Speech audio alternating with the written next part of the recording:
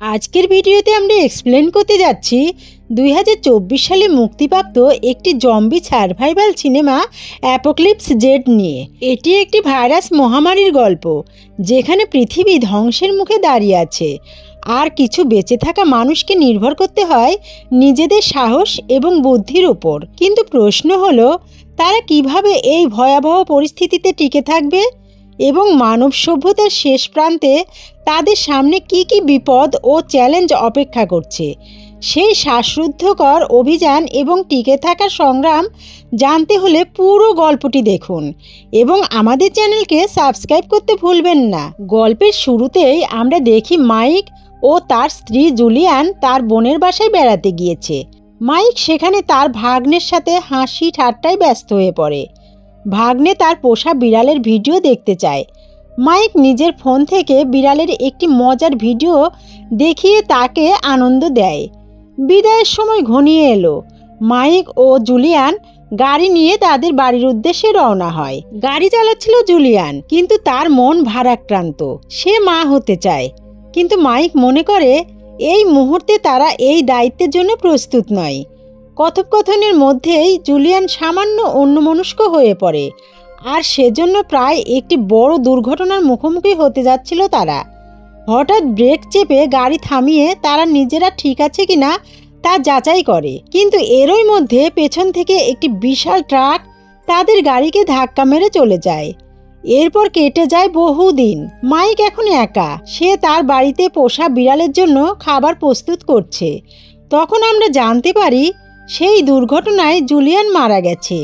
টিভির স্ক্রিনে একটি নতুন ভাইরাস ISG সম্পর্কে সবাইকে সতর্ক করা হচ্ছে। এটি কোভিড-19 এর পর আরও ভয়ঙ্কর মহামারীর শঙ্কা তৈরি করছে। মাইক নিজের পুরনো জীবনের একটি পুরনো বোট বিক্রির জন্য অনলাইনে বিজ্ঞাপন দিয়েছিল। একদিন দুজন মেয়ে সেই বোট দেখতে আসে। মাইক তাদের পেপারগুলো দেখানোর জন্য বোটের ভেতরে ঢুকে। হঠাৎ তার চোখে পড়ে একটি ব্রেসলেটের ওপর। এটি ছিল তার প্রয়াত স্ত্রীর খুব প্রিয় জিনিস। ব্রেসলেটটি হাতে নিয়ে মাইক স্মৃতির গভীরে হারিয়ে যায়। সেদিন সন্ধ্যায় মাইক একটি সুপার শপে গিয়ে প্রয়োজনীয় কেনাকাটা করে। বাড়ি ফিরে বিড়ালের গলায় জুলিয়ানের সেই প্রিয় ব্রেসলেটটি পরিয়ে দেয়। রাতে ভিডিও কলে তার বোনের সাথে কথা হয়। তার বোন জানায় যে পরিস্থিতি ক্রমশ অবনতি ঘটছে, ভাইরাস দ্রুত ছড়িয়ে পড়ছে। তাদের পরিবার শহর ছেড়ে সুরক্ষিত জায়গায় যাওয়ার পরিকল্পনা করেছে।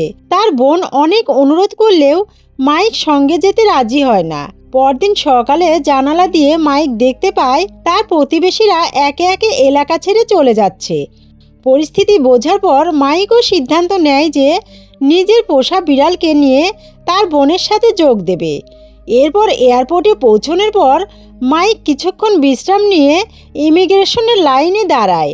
অপেক্ষার ফাঁকে সে তার বোনকে ফোন করে জানায়, খুব তাড়াতাড়ি তোমার কাছে পৌঁছে যাব। তবে আচমকা মাইকের জীবনে এক অদ্ভুত মোড় আসে। এয়ারপোর্টে ঘোষণা হয় শুধু তার ফ্লাইট নয়, বরং সব ফ্লাইটই অনির্দিষ্টকালের জন্য বাতিল করা হয়েছে। চারপাশের যাত্রীরা ক্ষুব্ধ হয়ে হট্টগোল শুরু করে। ঠিক তখনই মাইকের ফোনে একটি জরুরি নোটিফিকেশন আসে। শহরে একটি মারাত্মক ভাইরাস ছড়িয়ে পড়েছে। মাইকের বোন তাকে পুনরায় ফোন করে জানায়, সব ফ্লাইট বন্ধ, তাড়াতাড়ি বাড়ি চলে যাও। মাইক একটি ট্যাক্সি নিয়ে বাড়ির পথে রওনা হয়, কিন্তু শহরের রাস্তায় দেখা দেয় এক বিশাল যানজট। উপায়ান্তর না দেখে সে গাড়ি ফেলে দিয়ে পায়ে হেঁটে বাড়ির দিকে যাত্রা শুরু করে। দীর্ঘ পথ চলার পর রাত হয়ে যায়। পথে এক বাড়ির সামনে অ্যাম্বুলেন্স থামে। সেনাবাহিনী উপস্থিত। এলাকাটি অবরুদ্ধ। মাইক ঘটনাস্থলের দিকে এগোতেই একজন সেনা সদস্য তাকে তিরস্কার করে সরে যেতে বলে। কিছু দূর যাওয়ার পর মাইক একজন আক্রান্ত মানুষকে দেখতে পায়। সেই ব্যক্তি তার পূর্ব পরিচিত, কিন্তু এখন তার অবস্থা ভয়ঙ্কর। পরের দিন সকালে মাইকের বোন ফোনে জানায় এয়ারপোর্ট খোলার কোনো সম্ভাবনা নেই। চারপাশের পরিস্থিতি আরও খারাপ হচ্ছে। সরকার সবাইকে কোয়ারেন্টাইনে নিয়ে যাচ্ছে, তবে বোন তাকে কোয়ারেন্টাইনে যাওয়ার বিপক্ষে সতর্ক করে, কারণ সেখানেও পরিস্থিতি ভয়াবহ হয়ে উঠতে পারে। এরপর মাইক তখন ফোনের শর্ট ভিডিওতে ভাইরাসের তাণ্ডব দেখে শিউরে ওঠে।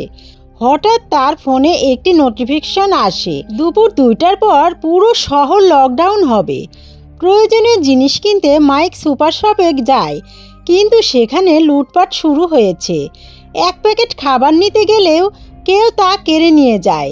শেষমেশ নিজের বিড়ালের জন্য খাবার নিয়ে বাহিরে বেরিয়ে দেখে এক আহত পুলিশ অফিসার সুপার শপের ভেতরে নিজেকে লক করেছে।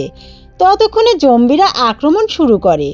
মাইক চোখের সামনে দেখে এক জম্বি আরেকজন পুলিশের ওপর ঝাঁপিয়ে পড়ছে। সাহায্য করতে গেলে আহত পুলিশ অফিসার মাইককে থামিয়ে দেয়। জম্বি আক্রমণের দৃশ্য দেখে মাইক দ্রুত বাড়ি ফিরে আসে এবং দরজা জানালার সুরক্ষা আরও বাড়িয়ে তোলে। রাতের বেলা সেনাবাহিনীর সদস্যরা কোয়ারেন্টাইনের জন্য বাড়ি তল্লাশি করতে আসে। মাইক ঘরের মধ্যে লুকিয়ে থাকলেও তার বিড়ালটি ডাকতে থাকে। সেনারা দরজা ভাঙার চেষ্টা করে, কিন্তু মজবুত তালার কারণে ব্যর্থ হয়। তারা চলে গেলে মাইক কিছুটা স্বস্তি পায়। 2 সপ্তাহ পর তার খাবার প্রায় শেষ হয়ে যায়।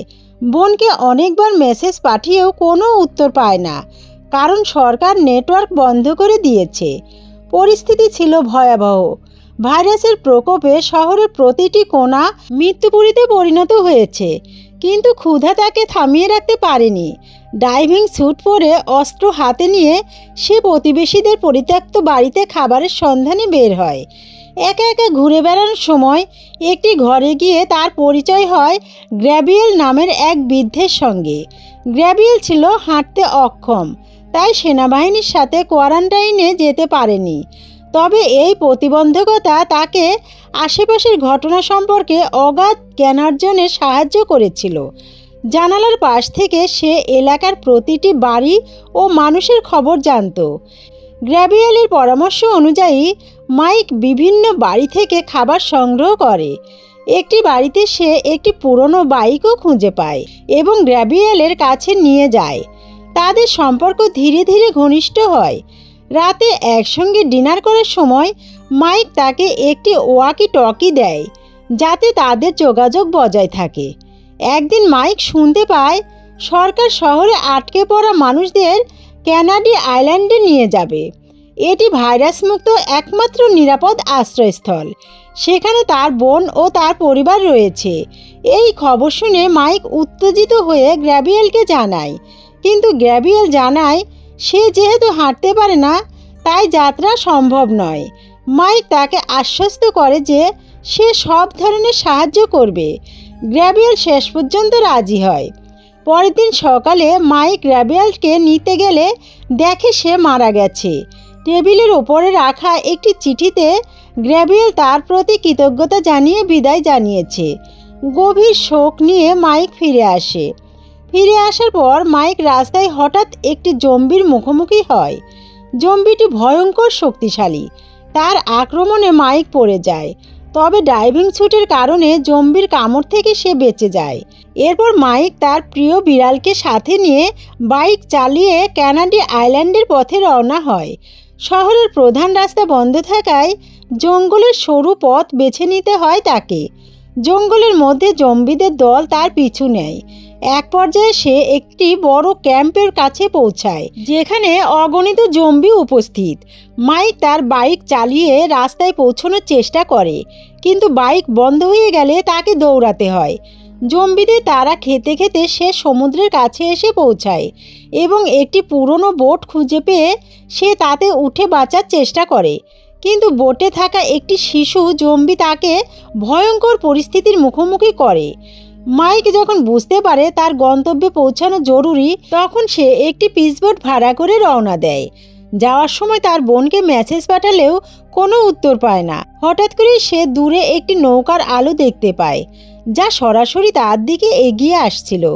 কিছুক্ষণ পর সে বুঝতে পারে নৌকাটিতে বিদেশি লোকজন রয়েছে এবং তাদের হাতে অস্ত্র। তারা মাইককে নিজেদের নৌকায় তুলে নেয় এবং একটি বিশাল জাহাজে নিয়ে যায়। জাহাজে পৌঁছানোর পর মাইককে খাবার দেওয়া হয়। সেখানেই তার দেখা হয় ডেভিড নামের এক ব্যক্তির সঙ্গে। ডেভিড মাইককে এই জাহাজে কাজ করার প্রস্তাব দেয় এবং মাইক শেষ পর্যন্ত রাজি হয়। তাকে একটি ছোট কক্ষ দেওয়া হয় থাকার জন্য। রাতের বেলা হঠাৎই মাইক জানলার বাইরে থেকে কিছু শব্দ শুনে জেগে ওঠে। জানলার বাইরে তাকিয়ে সে একটি ছোট নৌকায় কয়েকজন মানুষকে জাহাজে ওঠার জন্য আকুতি জানাতে দেখে, কিন্তু পরদিন সকালে তাদের আর খুঁজে পাওয়া যায় না। মাইক শুধু তাদের ফেলে যাওয়া নৌকা এবং কিছু জিনিসপত্র দেখতে পায়। বিষয়টি অদ্ভুত লাগায় সে ডেভিডকে জিজ্ঞাসা করে। ডেভিড জানায় রাতে এখানে কেউ আসেনি। মাইক ব্যাপারটা নিয়ে আর কথা বাড়ায় না, তবে তার মনে সন্দেহ থেকে যায়। এরপর মাইককে ক্যাপ্টেনের অফিসে ডেকে পাঠানো হয়। তাকে আশেপাশের এমন জায়গাগুলো সম্পর্কে তথ্য দিতে বলা হয় যেখানে খাবার বা প্রয়োজনীয় জিনিসপত্র পাওয়া যেতে পারে। মাইক তাদের সাহায্য করে, তবে তার সন্দেহ ক্রমশ বেড়ে যায়। ডেভিডের সঙ্গে আলাপচারিতায় সে জানতে পারে ডেভিড একসময় পাইলট ছিল। মাইক জানায় সে একটি হেলিকপ্টারের খোঁজ জানে যা তাদের কানাডি আইল্যান্ডে প্রবেশ করতে সাহায্য করতে পারে, কিন্তু ডেভিড এ বিষয়ে কথা বলতে রাজি হয় না।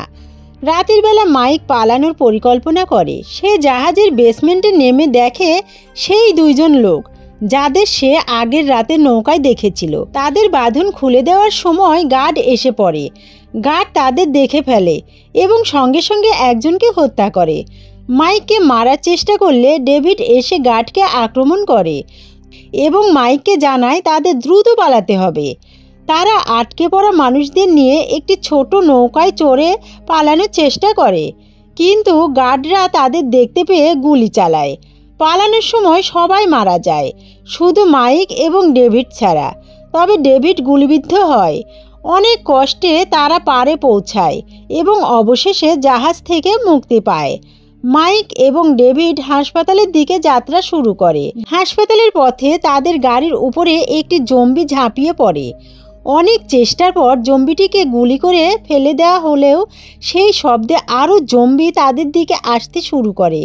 পরিস্থিতি সামলে মাইক এবং ডেভিড হাসপাতালে পৌঁছায়।